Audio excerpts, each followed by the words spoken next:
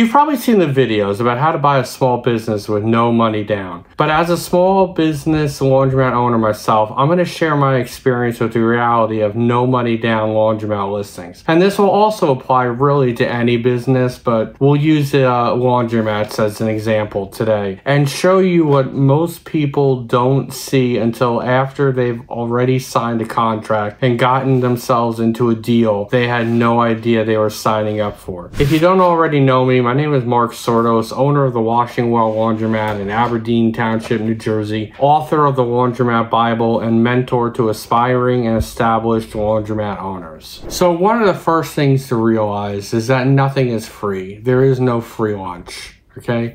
Take this bar of silver. Now, right now, this bar of silver at today's price, it's worth about $300 to a 10-ounce bar. How much would I sell it to you for? $300, because that's what it's worth. You might get a bargain sometimes because I'm in a situation where I need to sell this bar quickly.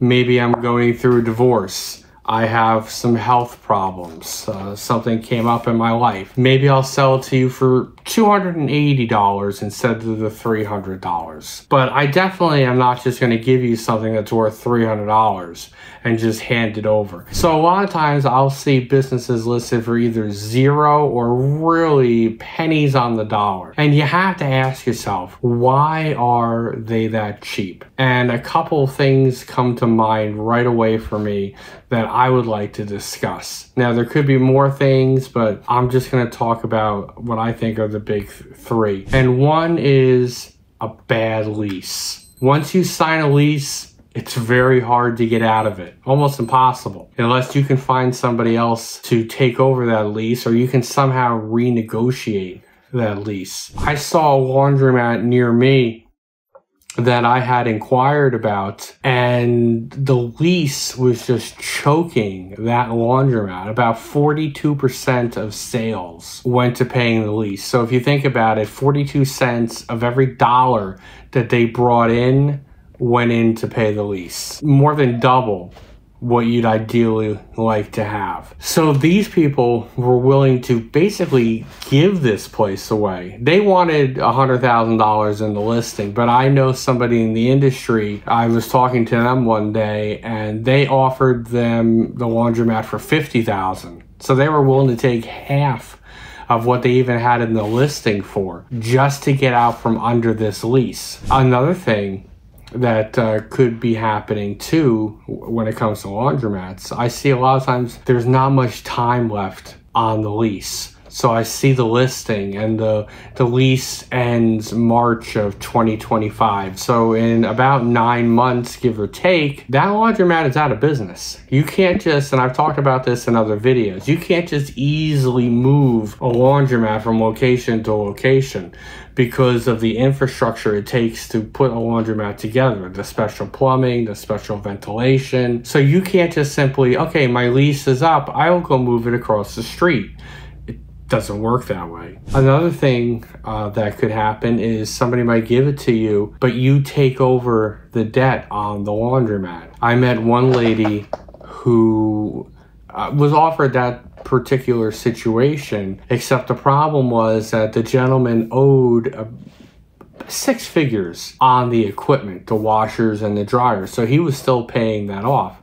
So we did some really quick math and realized it would take her 9 years to pay off those loans. That's if she put every cent of profit back into paying off those loans. So 9 years just to pay it off. And that's if his numbers were correct. That doesn't mean anything else going wrong. And then after that 9 years, she's going to have equipment that's like 12 years old. Owners get a little ambitious. They buy more equipment than they need, or they sign on for more than the store can handle, and they find that they have a big debt load. So the only way to get out of that debt load for them, if they don't want to ruin their credit and just walk away from it, is to find somebody else to assume that debt load, and we don't want that to be you. Another reason you might find a laundromat or any business that is basically being given away, they know something that you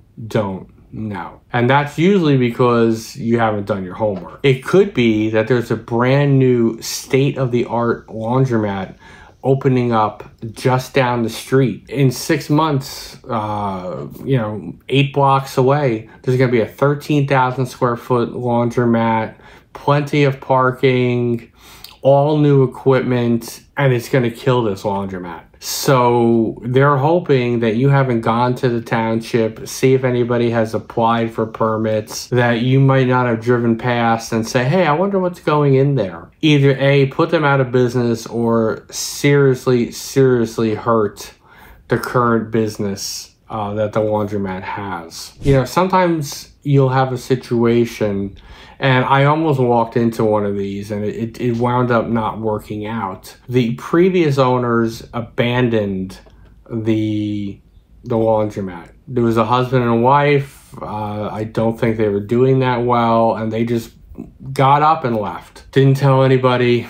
Just one day there was a sign on the door, we're closed. So a partner and I tried to basically take over this laundromat. Went to the landlord and said, look, we'll sign a 20-year lease right now, as long as it's a good lease, and we'll just take over. But the problem was that some of the equipment they still owed money on. The equipment owners, they had basically the right to take that equipment out. Long story short, the landlord wound up keeping the laundromat for himself. I guess he figured how hard can it be. He already has the equipment, so now he owns a laundromat. Now, whether or not that works out for him, I don't know.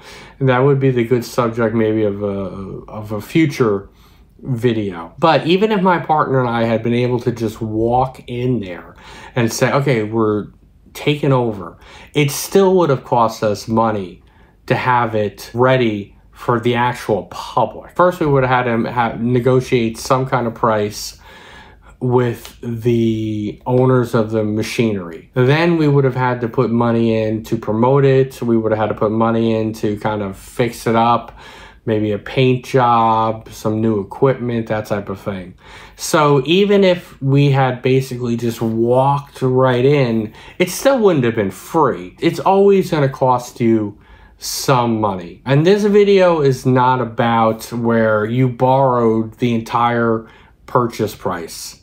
Okay, so technically, yes, that would be no money down out of your pocket. But to me, if you bought a laundromat for $200,000 and you were able to borrow $200,000 between family, the SBA, the bank, well, yes, technically you got it with no money down, but you still owe $200,000 because your family, the SBA, and the bank are all going to want their money back. So just realize that in business and in life, there is no free lunch. So the moral of the story is, if it looks too good to be true, it probably is. If you're thinking about buying or starting a laundromat, you have to do your research beforehand, which is what this channel is all about. Giving you a no-nonsense insider tips to help you get started and get ahead in your laundromat business. So if you found this video helpful, let me know by hitting the like button, subscribe, and the notification bell. It really helps out the channel. And if there are any other topics you'd like me to cover, I might have already made a video about it, but let me know in the comments and I'll get back to you.